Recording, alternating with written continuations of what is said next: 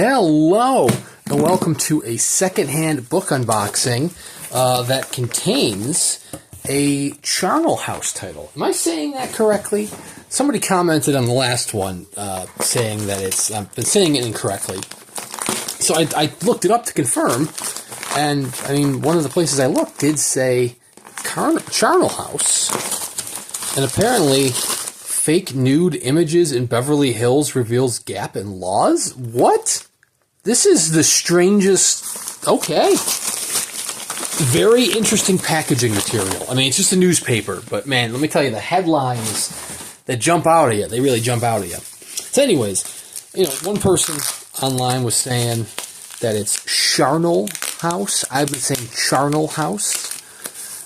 But the guy who commented on the video said it was like a K sound, which would be like carnal, but that would be carnal, like carnal pleasures. I don't quite think that's right. So I'm going to still call it Charnel House, like my boy Charmander, but maybe it's Charnel House.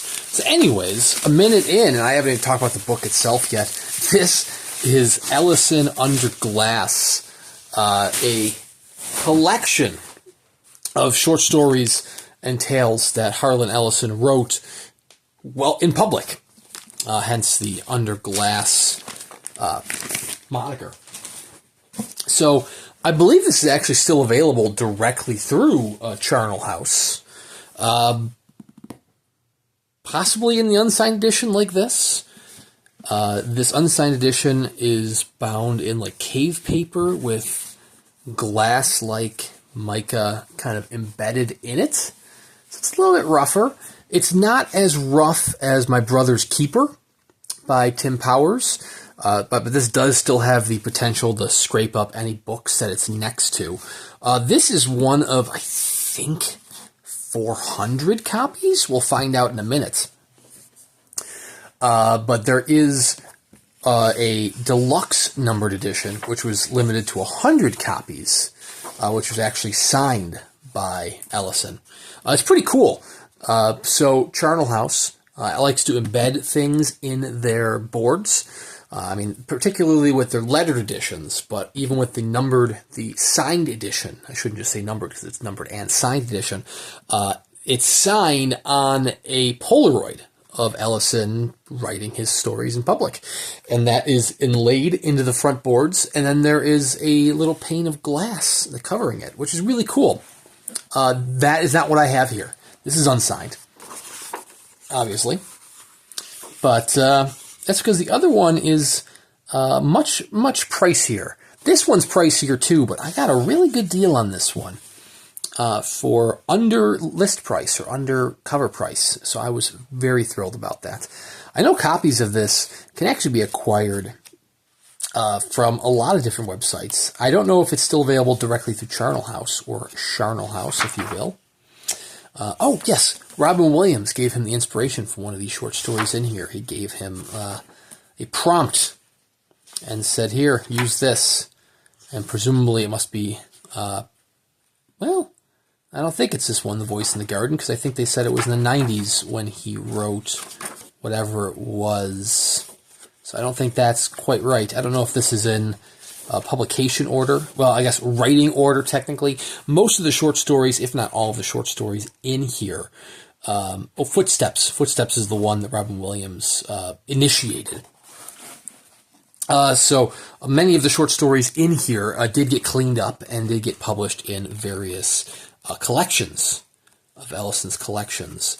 But these titles right here in this Charnel House limited edition are the original editions. These are the unedited, I don't want to say manuscript because manuscript probably isn't quite right for it, but the unedited text before he cleaned it up as he, wrote in public, because Ellison did like to write in public to prove that, there was reality in the words, to prove to those around him that he was a master of his craft. So I don't know if these are, as I was saying, I don't know if the stories in here are in writing order. It appears so, because those first ones were in the 60s, now we're in the 80s. So we are moving forward through the years, and there's 91. But very interested to dive into these. keyboard. This is the one Robin Williams kickstarts the story. There we go.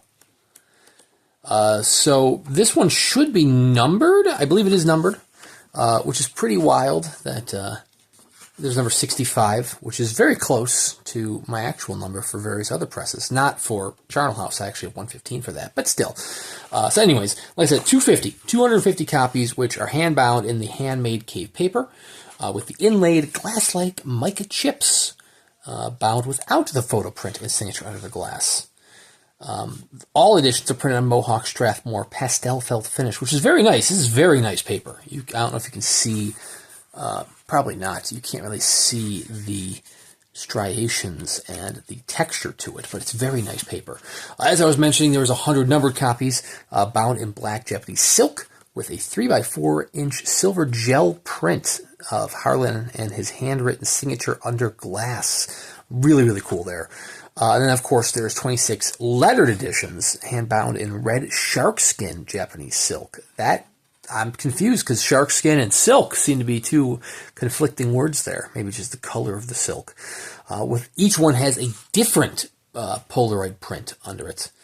Each unique to each book with Harlan's handwritten signature. Very, very cool. Sorry, as I was saying before I keep distracting myself, I don't know what editions are still available directly through Charnel House. For some reason, I want to say that this unsigned edition is no longer available, but the signed edition is. But I know for a fact, or at least when I was looking this up as of me recording this, Subterranean Press has some of these unsigned copies.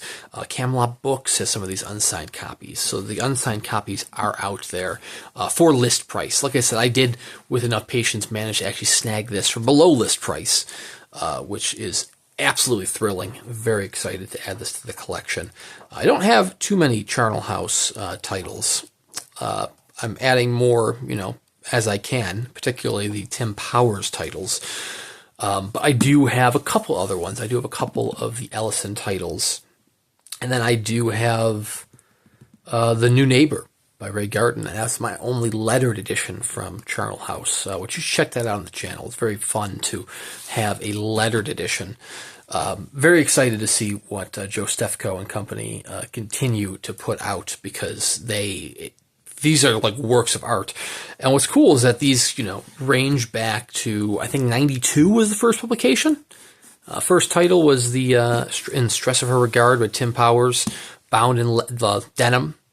I want to say that was 92 when that was published. So, Joe Stefko has been in the fine press game for decades, and he has really honed his craft within those decades. He just puts out spectacular books.